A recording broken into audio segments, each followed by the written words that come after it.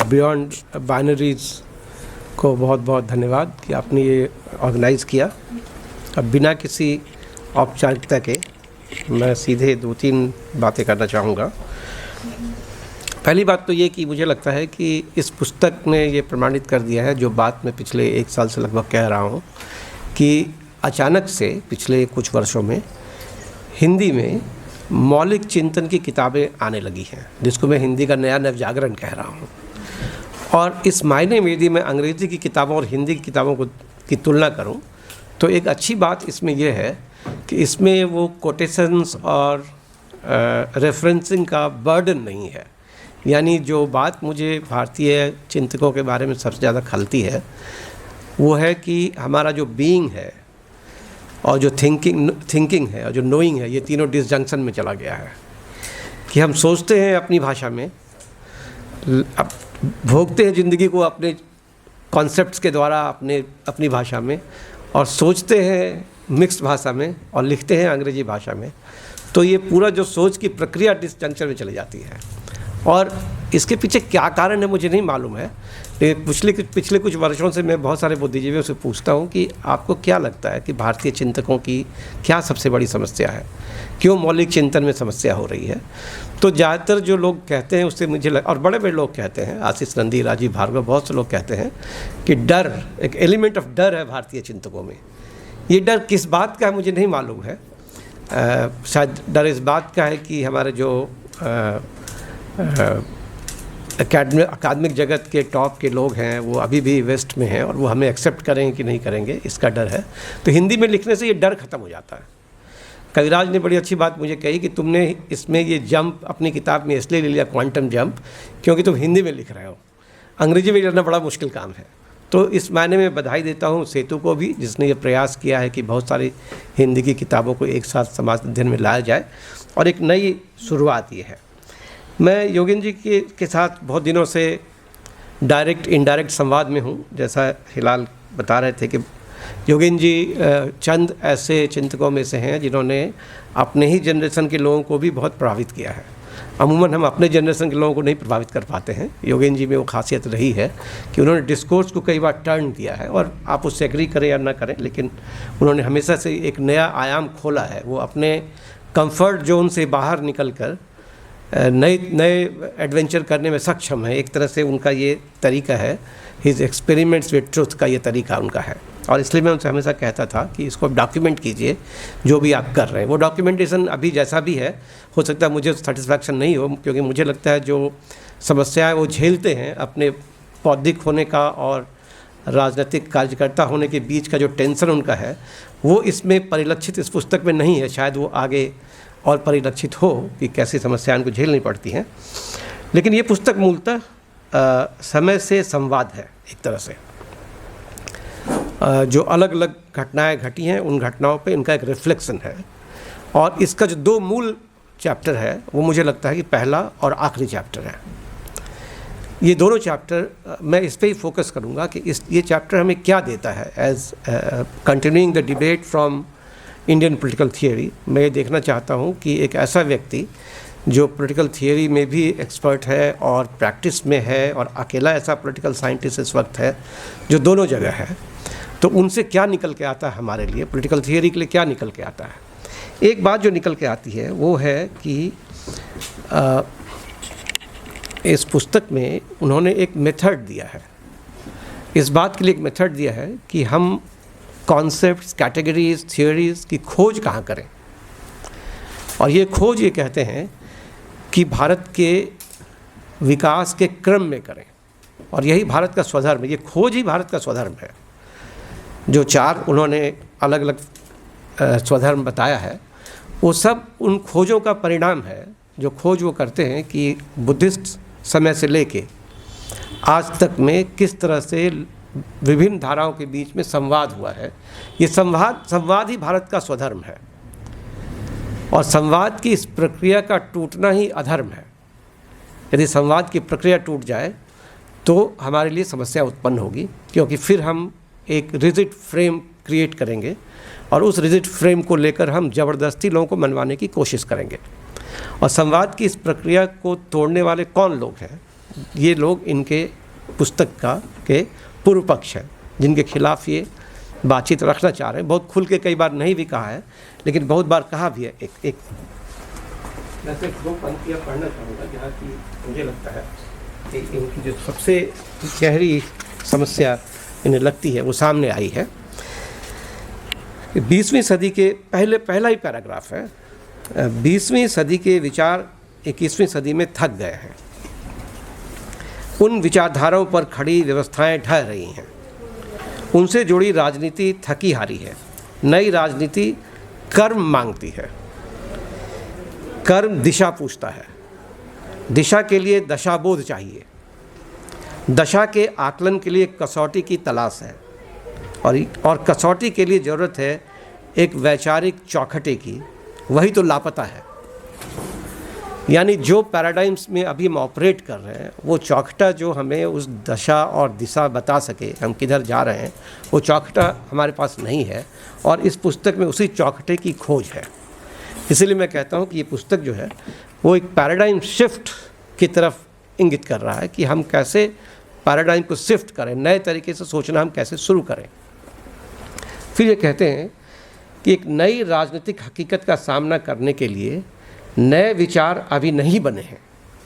ऐसा नहीं कि हमारे पास ऑलरेडी उपलब्ध है। ये पूरा एक बड़ा स्वीपिंग कमेंट है जो बहुत पावरफुल है इस मायने में कि आप एक साथ कई पूर्व पक्ष क्रिएट कर रहे हैं। ये सब लोग जो कह रहे हैं अभी, इससे हमारा काम नहीं चल सकता है। इस नई राजनीतिक हकीकत का सामना करने के लिए नए विचार अभी नहीं बने हैं। हम या तो आदतन 20वीं सदी के विचारधाराओं, व्यवस्थाओं और विवादों की लाश ढो रहे हैं, जो अक्सर हम विश्वविद्यालयों में कर रहे हैं, या फिर मजबूरी में अपनी कटी फटी वैचारिक चादर में किसी अपरिचित चिथड़े का पैबंद लगाकर एक अनजान देश में दिन काट रहे हैं।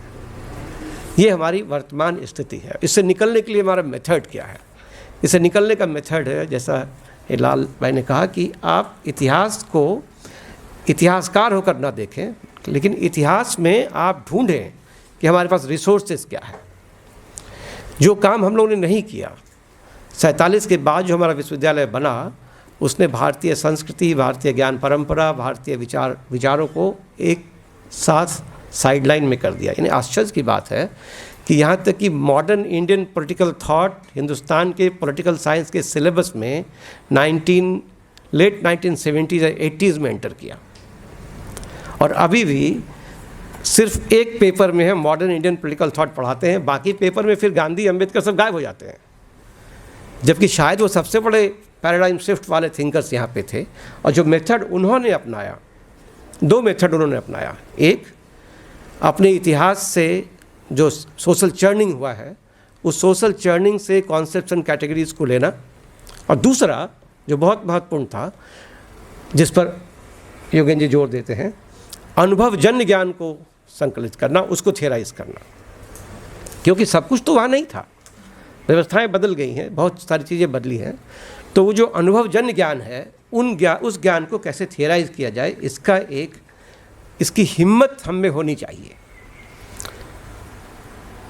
मेरे ख्याल से ये बार बार ये कह रहे हैं कि उस हिम्मत की हमारे अंदर शायद कमी है। ये जो पैराडाइम शिफ्ट की बात वो करते हैं, जिसमें बताते हैं कि संविधान उस जो हमारा स्वधर्म है उसका एक संकलन है, एक क्लाइमेक्स है। ऐसा नहीं कि संविधान सभा ने केवल खाली जगह, खाली विचारों के साथ विमर्श करके एक संविधान बना दिया। संविधान सभा खुद पूरे ऐतिहासिक जर्नी जो हमारी है, जो 6th सेंचुरी BC से आप यदि देखें तो जो बुद्धिज़्म, जैनिज़्म, हिंदुइज़्म, इंडियन मटेरियलिज़म का डायलॉग था, जिसमें अनेकांतवाद एक महत्वपूर्ण थियोरी था, या आप ग्रीक के भारत आने से लें, जिसमें जो ग्रीक डिबेट था, टेक्निक ऑफ डिबेट था, उसका एक संवाद होता है। फिर आप देखें जो 4th सेंचुरी AD में बुद्धिज़्म और हिंदुज़म के बीच में संवाद होता है, न्याय और बुद्धिज़्म के बीच में संवाद होता है, या इस्लाम के आने के बाद जो इस्लाम से संवाद होता है जिसका जिक्र बार बार कर रहे हैं कि सूफीज़म कैसे इमर्ज करता है, या अंग्रेज़ों के आने के बाद जो यूरोपियन ट्रेडिशन से संवाद होता है, ये सारे लिविंग हिस्ट्री है हमारे। और इस मंथन के दरमियान जो नॉलेज स्पेस था हमारा, उसमें बहुत सारा क्रिएटिव आइडियाज़ आया है, और हमारा सोर्स न्यू थ्योराइजेशन के लिए यहाँ से होगा। जैसा कविराज भी कहते हैं कि यदि भारतीय राजनीतिक चिंतकों को नए सिरे से सोचना है तो उसमें पर्शियन और संस्कृत का ज्ञान होना बहुत ज़रूरी है। पाली और प्राकृत तो है ही, जो भारतीय भाषाओं का ज्ञान होना बहुत ज़रूरी है। तीसरी बात जो करते हैं, जो इस पुस्तक को आइडिया ऑफ इंडिया से अलग करता है, जैसा प्रोफेसर महंत कह रहे थे, ये आइडिया ऑफ इंडिया नहीं है, मुझे नहीं लगता ये आइडिया ऑफ इंडिया है, ये अपील है ट्रांजिशन के लिए, ट्रांसफॉर्मेशन के लिए। और इसीलिए आखिरी चैप्टर बड़ा इम्पोर्टेंट है, जिसमें एक तरह का यूटोपिया है, जो ये एक चार्ट बनाते हैं। इसमें इस चार्ट में 8 एलिमेंट्स हैं, और अच्छा लगा मुझे देखकर, इसमें आध्यात्मिक मुक्ति भी एक एलिमेंट है, क्योंकि मुझे नहीं पता है कि योगेंद्र जी कब से इसके बारे में सोचते हैं, लेकिन एक समय था जब मैं योगेंद्र जी के साथ काम कर रहा था, 2 मिनट ठीक है, CSDS में, तो इलेक्शन स्टडी चल रहा था, और मैं उनके रैक से, वहाँ के लाइब्रेरी के रैक से निकाल कर कि कृष्णमूर्ति और ओशो की कुछ किताबें अपने टेबल पर रखा था। तो किसी ने पूछा ये कौन पढ़ रहा है यहाँ पे, तो मैंने उसको धीरे से वापस रख दिया था, डर के बारे कि शायद इन लोगों को ये बात पसंद नहीं है। लेकिन अच्छा ये है, मुझे लगा देख के कि आध्यात्मिक मुक्ति के बारे में भी इसमें बात है, जिस पर हालांकि इस पुस्तक में सिर्फ छोटा सा लगभग 1 पेज है, शायद वो तब तक थक चुके होंगे, या उसमें और कहने की ज़रूरत नहीं रही होगी या नहीं कहना चाह रहे होंगे, सॉरी, ये हो भी सकता है, क्योंकि जो पूरा अकादमिक वर्ल्ड है वो इस बारे में नहीं बात करना चाहता है, क्योंकि उनका जो पूरा लिगेसी है, पॉजिटिविस्ट सोशल साइंस का लिगेसी है, उसके अंदर इस पर बात नहीं की जाती है। मुझे किसी ने पूछा कि क्या आप कृष्णमूर्ति को अपने सिलेबस में पढ़ा सकते हैं, मैंने कहा नहीं पढ़ा सकता हूँ, मुश्किल है। तो ये एक ख़ास बात है, और ये जो 8 इन्होंने दिया है, इस पे हम संवाद कर सकते हैं। जैसा हिलाल भाई ने कहा कि हम पुरुषार्थ और विकार और उस तरह से जो 8 एलिमेंट इन्होंने किया है, उस पर एक संवाद हम कर सकते हैं। लेकिन ख़ास बात ये है कि ये 8 एलिमेंट, ये अष्टांग मार्ग जो है, ये एक तरह का नया यूटोपिया है। जो पहला 2 पैराग्राफ मैंने पढ़ा, वो सिर्फ यही बता रहा है कि सारे जो यूटोपियाज थे पहले के, वो कोलैप्स हो चुके हैं, और हमें नए यूटोपिया की ज़रूरत है।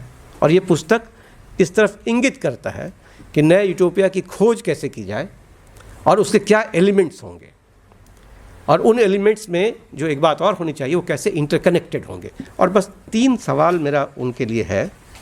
एक तो ये है कि अभी ये पुस्तक व्याख्यात्मक है, हमारा चैलेंज ये है कि हम इससे विश्लेषणात्मक डिसिप्लिन कैसे डेवलप करेंगे, हम विश्लेषण कैसे करेंगे चीज़ों का, ये व्याख्या आदि है। दूसरी बात ये है कि जो हमारा सोशल साइंस है अभी तक, वो एक तरह से एडमिनिस्ट्रेटिव सोशल साइंस है।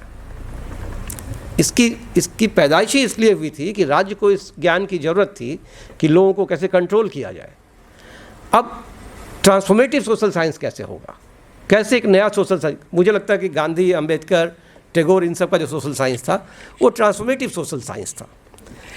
तीसरी बात यह है, जो रिलीजन पे इन्होंने बहुत सही बात इसमें कही है, उस पर और संवाद की ज़रूरत है, क्योंकि मुझे लगता है कि इवन सर्वधर्म संभाव जो बात है, उससे आगे की बात जानी चाहिए, वो है धर्म की आंतरिक आलोचना की बात। क्योंकि जितने भी धर्म हैं वो इंटरनली एक्सप्लॉयटेटिव हैं और एक्सटर्नली एक्सक्लूसिविस्ट हैं। इसको इंटरनली डेमोक्रेटिक और एक्सटर्नली इंक्लूसिव कैसे बनाया जाए, ये एक स्ट्रगल है, और ये स्ट्रगल हर धर्म के अंदर कैसे की जाए, जिसको हम लिबरेशन थियोलॉजी की बात करते हैं, शायद उसके आगे हमें सोचने की ज़रूरत है। और एक बात जो मिसिंग लिंक है इस किताब में, जिस ओर मैं योगेंद्र जी का ध्यान आकर्षित करना चाहूँगा, कि पूरी पुस्तक में एक भी आर्टिकल भारत के बदलते लेबर लॉ पे नहीं है। क्योंकि पिछले कुछ सालों में, पिछले कुछ दशकों में, जैसा उन्होंने बार बार कहा है कि कोई पार्टी दूध की धुली हुई नहीं है, और मुझे लगता है दोनों पार्टी में एक बात बिल्कुल समान है, वो है कि दोनों ही पार्टी न्यू लिबरल इकोनॉमिक्स के एडवोकेट्स हैं। झगड़ा ये नहीं है कि कौन एडवोकेट नहीं है, झगड़ा ये है कौन बड़ा एडवोकेट है और कौन बेहतर एग्जीक्यूटिव है। ये ट्रेजेडी है। और पिछले 20 सालों में या 25 सालों में हिंदुस्तान का जो लेबर लॉ है वो पूरी तरह से ट्रांसफॉर्म हो चुका है। ये जो एक संवाद की ज़रूरत है कि हमारा प्रोडक्शन प्रोसेस कैसा हो, उस प्रोडक्शन प्रोसेस में हिस्सेदारी कैसी हो, क्या हम कोई नया मॉडल सोच सकते हैं प्रोडक्शन प्रोसेस का, क्या कोई बड़ा कोऑपरेटिव मॉडल सोच सकते हैं जो हमें चेंज कर दे, इस तरफ देखने की ज़रूरत है। उसी तरीके से दूसरा जो मुझे एब्सेंस फील होता है वो है ग्रोइंग इनइक्वालिटी जो हो रहा है। क्या ऐसा तो नहीं कि एक एजेंडा हमें फेंका गया है जिसमें हम फंसे हुए हैं, सेकुलरिज्म का डिबेट हो या और डिबेट, राष्ट्रवाद का डिबेट हो, हम उसमें फंस गए हैं और हम उस बात पर डिबेट नहीं कर रहे हैं जो बहुत मौलिक इशू हमारे लिए, जो सर्वाइवल का इशू हमारे लिए है, जो मार्जिनलाइजेशन हमारा क्रिएट हो रहा है, उस पर हम डिबेट नहीं कर पा रहे। अनएम्प्लॉयमेंट जैसे हो रहा है, उस पर कोई डिबेट हमें करने की ज़रूरत है और इन सबको एक साथ जोड़ के करने की ज़रूरत है। आध्यात्मिकता का सवाल लेबर लॉ के सवाल के साथ जुड़ा हुआ सवाल है। ये कैसे जोड़ा जाए, इस पे मुझे लगता है कि और चिंतन की ज़रूरत है। तो थैंक यू।